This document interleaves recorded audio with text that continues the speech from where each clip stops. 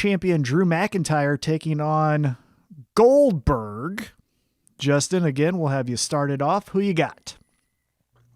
God, do I hope this is Drew McIntyre, because I do not want to see another Goldberg title reign. But I have a bad feeling that that's what we're going to get. But if I've, gun to my head, if I have to make a pick, I'm putting money on it. I'm putting money on McIntyre. All right.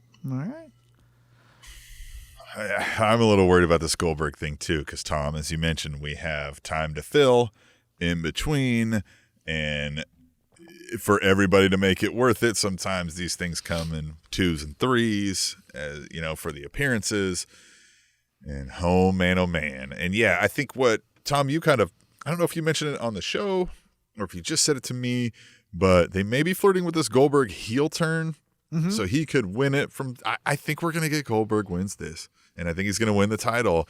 He's going to keep that streak alive. McIntyre's going to have to fight for it back to, fight for the glory and the honor of the title and blah, like he talked about. And here we go.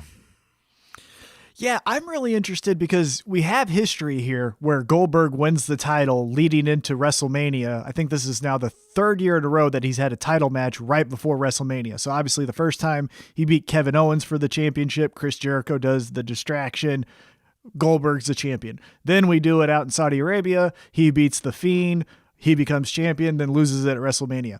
I don't know if they're going to do that. But as I mentioned, there is another pay-per-view, which I think is Elimination Chamber after this, but before WrestleMania. I wouldn't be shocked if we saw something to the effect of a DQ finish or a non-finish where Drew McIntyre retains. Goldberg says, "Hey, that's bullshit. I'm the man here. I want another shot." And then you could potentially have someone earn a number one contenders spot on an episode of Raw, and then we get a triple threat of, and I'm filling in blanks here, Keith Lee, Drew McIntyre, Goldberg at Elimination Chamber, and then that's how we get our 2 Goldberg matches. Maybe at the Elimination Chamber, Keith Lee and Goldberg really have the blood feud, and Drew McIntyre gets the roll-up. He takes on whoever the Royal Rumble winner is, and then we get Keith Lee and Goldberg one-on-one. Or, Goldberg's going to be at WrestleMania, but I don't think it's going to be as champion.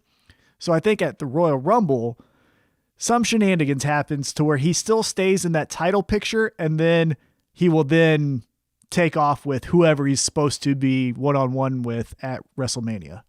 Shenanigans in the WWE. Can you believe it? So to make my official pick here, I say Drew McIntyre by DQ.